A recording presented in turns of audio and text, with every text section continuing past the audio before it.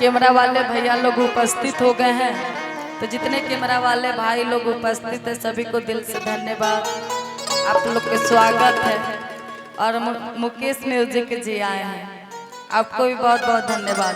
बाकी मैं भरल सभा में कह दूंगी आज कि आप मेरा वीडियो नहीं चढ़ाते हैं, इसलिए आयला ना आयला हमको कोनो मतलब नहीं। हाँ, जो बात रहता है मैं मुंह पे बोलती हूँ, परफेक्ट बोल देती हूँ।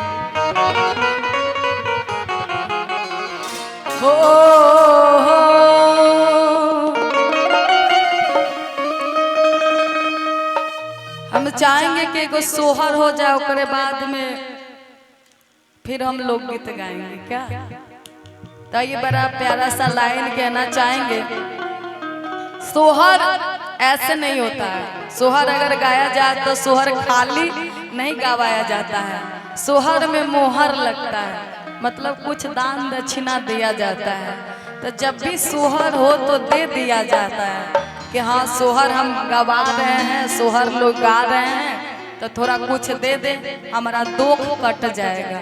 तो सोहर में दान दक्षिणा लगता है, मोहर लगता है। बाकी आइए, बड़ा प्यारा सा लाइन एगो औरत का तरीका।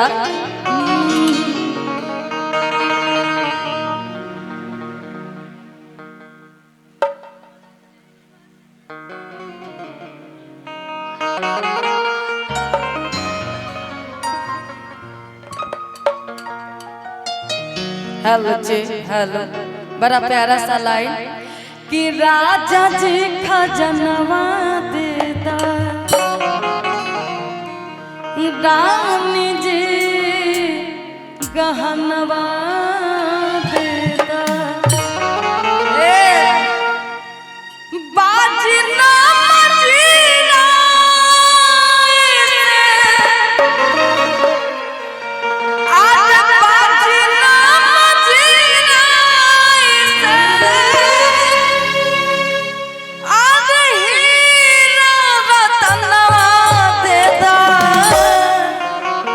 बहुत बहुत धन्यवाद छोटी।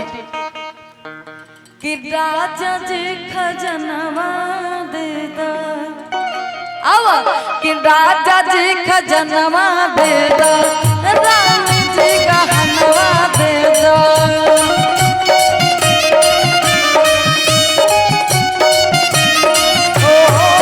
राजा जी खजनवा देदा, रानी जी गहनवा देदा।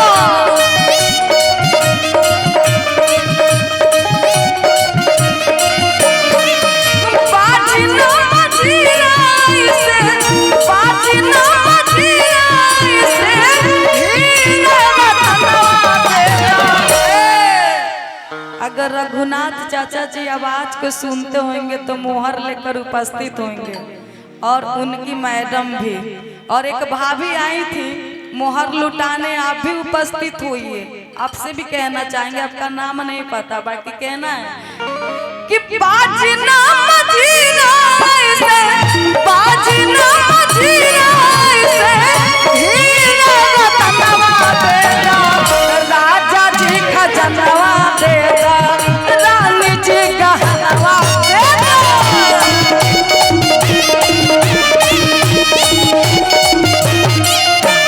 बहुत बहुत धन्यवाद रउआ के।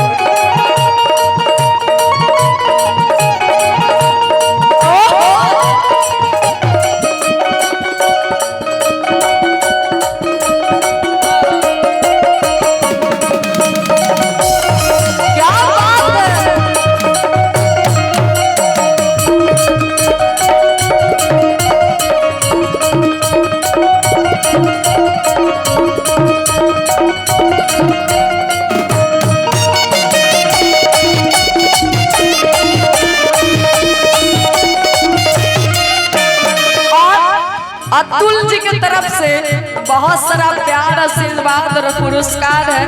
बहुत बहुत धन्यवाद अतुल जी। बाकी अभय जी भी बाकी है अभी, तो अभय जी भी आप भी उपस्थित हो जाइए। बाकी कहना क्या है, आगे का लाइन बड़ा प्यारा सा लाइन और कहना है, हल्का हंसली चारा चारा, बाजू बंद झुमका डारा,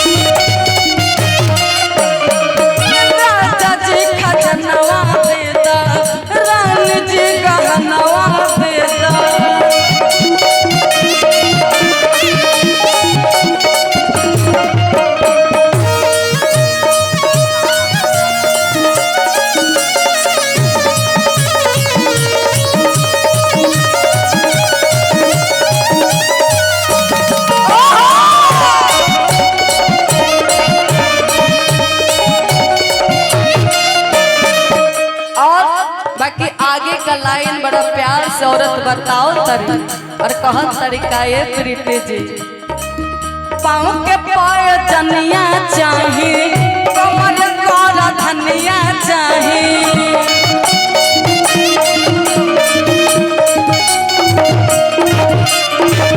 पाँव के पाय जनिया चाहिए कमर कर धनिया चाहिए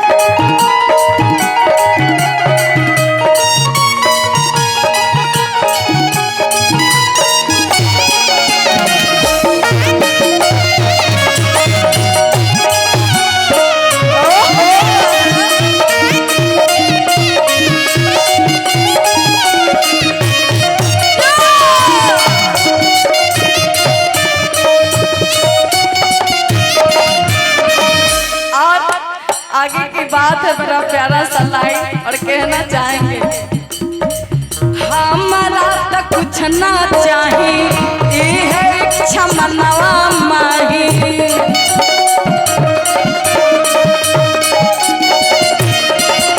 हमारा तो कुछ ना चाहिए ये है इच्छा मनवा माही